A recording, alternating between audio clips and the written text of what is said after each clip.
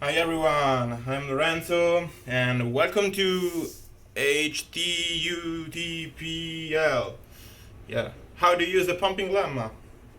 Woo! Yeah, it sounds like I'm an expert, but no, I'm totally not. But I think I understand what the pumping lemma is trying to say to us, and now I'm going to try to explain you the same thing in the easiest and clearest way I can.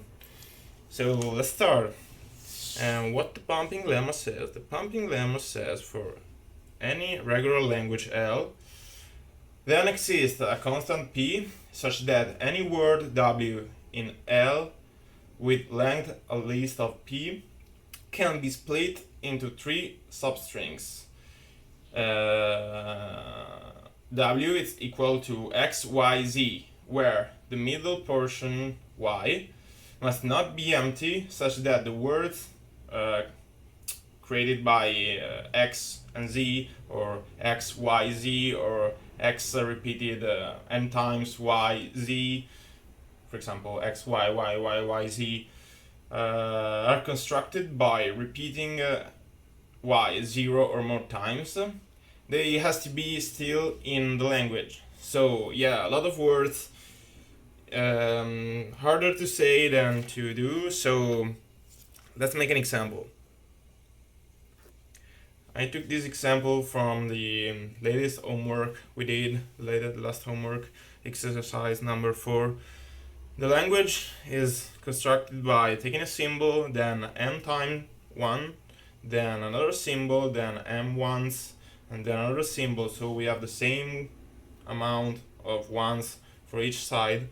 And as the pumping lemma says, we have to pick a p that is less than the length of the whole string. So p, I can take p equals to m, and the string would be could be divided in three substrings: x, y, z, and in particular as I wrote here. Okay, so a rule of the pumping lemma says that the length of the substrings x and y has to be less than p, and it says to us that xy has to contain the symbol then p minus 1 once, at least these symbols, this string. Okay, that's a little messed up, so let's make an example in the example so it will be cleaner. Let's take w constructed by taking a symbol, then 6 times 1, then another symbol, then other 6 ones, and then another symbol. So p is equal to 6 and the length of the string is 15. So if I delete the substring y, I would obtain this substring here. So a symbol, then only 2 ones, then another symbol, and then 6 ones. And this is not contained in the language. This is not come from the language. So bad. If we can find any number for the one, any number of times I can repeat y, and this number makes the string not conform to the rules of the language, then this language is not regular. Okay, I think I can explain better, so let's try with another example. I took this one, this is the exercise number 2 from the same homework, and the language is here, so a symbol followed by m ones, then other m ones, then another symbol. Okay, we can build a string w